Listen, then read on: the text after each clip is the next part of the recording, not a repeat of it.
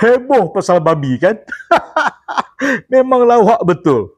PRK air kuning. Cerita pasal babi. Inna lillahi wa inna ilaihi raji'un, tuan-tuan, puan-puan. Mari kita baca fakta. Boleh? Kandang babi itu kandang daripada zaman siapa? Yes, zaman Perikatan Nasional yang meluluskan berapa banyak kandang babi? 103 kandang babi. Yang Esko Pertaniannya orang PAS luluskan kandang babi.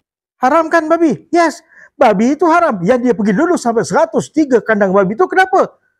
Dia suka babi ke? Wallahu alam. Tapi masa tu mereka tak pakai gambut, mereka tak masuk dekat sungai pergi cari taik babi. Pada waktu itu kandang babi ada 103 yang jumlah pada hujung tahun 2022 adalah 115 kandang babi. Gila punyalah suka Perikatan Nasional ni dengan babi. Zaman Kerajaan Madani, subhanallah, dengan izin Allah Subhanahu wa taala 30 kandang babi ditutup. Tutup. Yang tinggal sekarang ni berapa?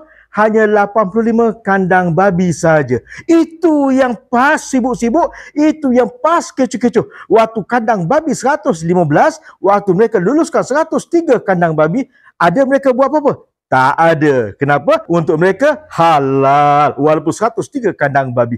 Untuk Kerajaan Madani haram. Walaupun hanya 85 kandang babi. Nampak? Ambil contoh yang kedua. Judi. Waktu zaman mereka, daripada hanya 8 pusingan naik kepada 22 pusingan judi. Zaman siapa? Zaman mereka. Judi haram? Yes, haram. Kenapa mereka naikkan judi? Mereka suka judi?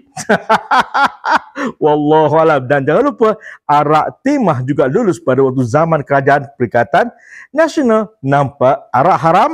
Yes, arak haram.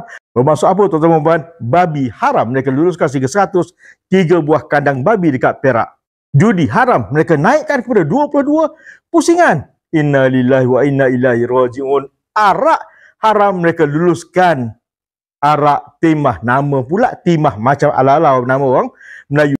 Kenapa? Adakah nak mengelirukan orang Melayu, nak mengelirukan orang Islam? Sebab namanya timah. Babi haram, judi haram, arak haram. Tiga-tiga benda haram ini ditambah, dibuat, diluluskan oleh Perikatan Nasional, diluluskan oleh PAS. Nampak? PAS hanya merosakkan.